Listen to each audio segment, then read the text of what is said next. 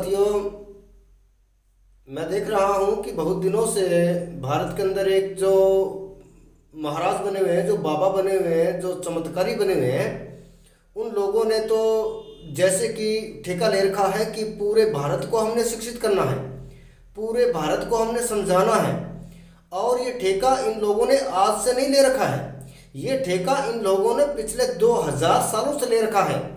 जब से भारत के विशेष जो शिक्षक थे, जिन्होंने कि भारत को शिक्षा दी और सिखाया कि शिक्षा क्या होती है, उसका मतलब क्या होता है, वो व्यक्ति जो कि एक वैज्ञानिक भी थे, साइंटिस्ट जिसको कहा जाता है, और पॉलिटिक्स जिसको कहा जाता है, और जिन्होंने कि भारत को बहुत बहुत विश्व गुरु के स्तर तक पहुंचा दिया, ऐसे महानुभाव हमारे भारत में हो चुके हैं।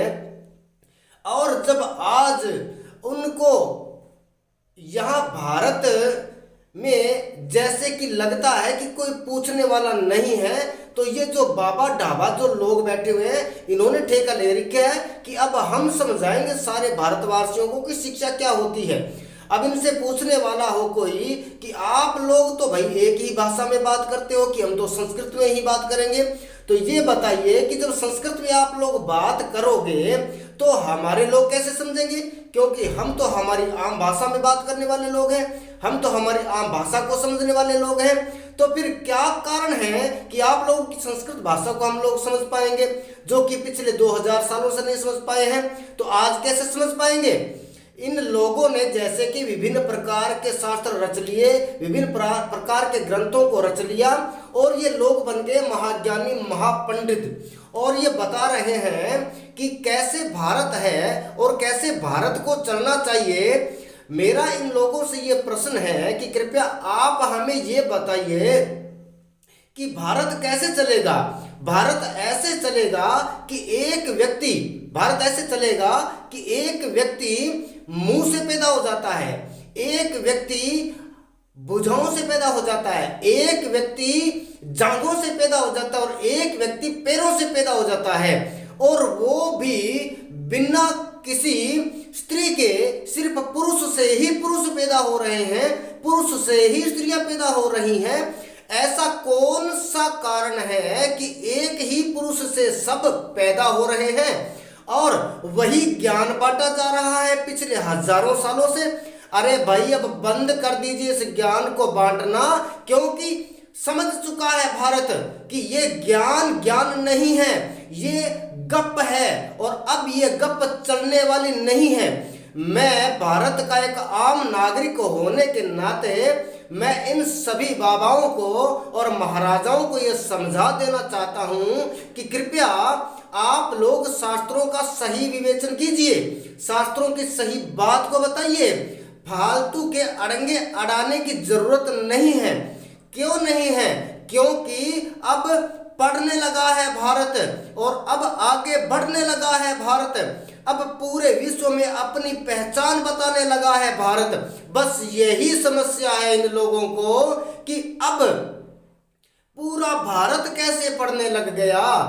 हम लोग जो कि ब्राह्मण हैं, जो कि परमात्मा के मुंह से पैदा हुए हैं, मात्र उन्हें ही पढ़ने का अधिकार है। किताबें तो मात्र उन्हीं के पास ही रहनी चाहिए। अब ये आम लोग जो कि भारत के रहने वाले वासिंदे हैं, निवासी हैं, सारे भारत के लोग कैसे पढ़ने लग गए। इन लोगों के अब पेट में दर्द होने लग गया है। किस बात से कि अब भारत का बच्चा बच्चा इनसे प्रश्न करने लग गया है कि बाबा जी, अब नहीं चलने वाला आपका ये यंत्र, अब नहीं चलने वाला आपका ये मंत्र। आप लोगों ने किस प्रकार के हथकंडे रचे हैं, जरा आप अब बताओगे? नहीं। क्यों नहीं बताओगे? क्योंकि अब आपकी पोल खुलना शुरू हो चुकी है।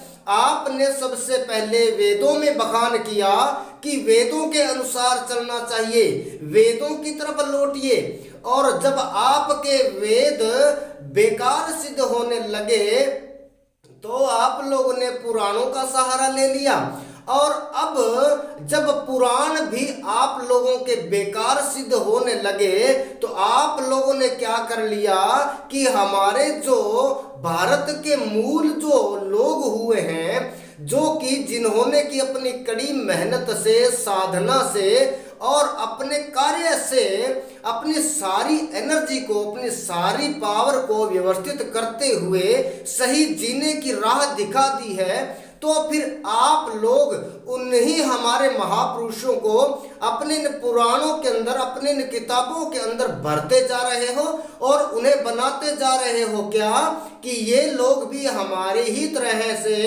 जैसे कि पैदा हुए हैं। ये क्या बताते हैं कि कबीर भी पैदा हुए तो वैसे ही सीधे ही प्रकट हो गए, और ये बताते हैं रविदास भी पूर्व जन्म में ब्राह्मण थे और वो जनेऊ निकाल के दिखा दिया करते थे। अरे भाई, जब जनेऊ निकाल के दिखा दिया करते थे, सभी भाषाओं के ज्ञाता थे, तो उन्होंने संस्कृत क्यों नहीं पढ़ी और उन्होंने शास्त्रों की रचना संस्कृत में क्यों नहीं की? ऐसे प्रश्न है आप लोगों से पूछने के लिए महाराज जी। अब आप बचने वाले नहीं हो। क्यों नहीं हो? क्योंकि आपको कारण देना पड़ेगा, आपको ये बताना पड़ेगा कि आप लोगों ने जिस प्रकार से महाभारत के अंदर युद्ध करवाया, जिस प्रकार से आपने रामायण में युद्ध करवाया, जिस प्रकार से आपने ब्रह्मा, विष्णु और महेश को लड़वाया, जिस प्रकार से आपने समस्त देवियों को लड़वाया और लड़वा करके अपने कार्य को सिद्ध किया, अब वो समय निकल चुका है। क्योंकि अब भारत पूरे विश्व के साथ एकजुट होने लग गया है, जो कि पहले था। जब पहले भारत पूरे विश्व से एकजुट था तो सभी प्रकार की भाषाओं का ज्ञान भारत को था, लेकिन आप लोगों की करतूतों की वजह से भारत क्षेत्रीय होने लग गया था। लेकिन ऐसा नहीं होता है, क्योंकि महापुरुष समय समय पर जन्म लेते रहते हैं, और ऐसे ही महापुरुष ने जन्म ले लिया सन 1891 के अंदर, और उन्होंने 1950 के अंदर एक विधान लिख करके दे दिया कि अब प्रत्येक भारतवासी किताबें पढ़ेगा, स्कूलों में जाएगा और तर्क वितर्क करके अपनी बुद्धि का प्रयोग करके और वो आगे बढ़ेगा। इसलिए आप सभी लोगों से ये कह देता हूं कि अब बंद कर दीजिए, अब किसी भी प्रकार का ढकोसला और ये पाखंडवाद आपका नहीं चलने वाला है, और बाज आ जाइए, नहीं तो ये संविधान चलेगा और सब बाज आ जाएंगे। अधिकतर तो बाज आ चुके हैं, सजाएं हो चुकी है, सभी को होने वाली है। अतः सावधान रहिए, और मेरा सभी भारतवासियों से यही कहना है कि सावधान हो जाइए, ऐसे बाबाओं से दूर हो जाइए, बचिए, पढ़िए, अपने बच्चों को पढ़ाइए, शिक्षित बनिए, क्योंकि शिक्षित बनेगा वही आगे बढ़ेगा।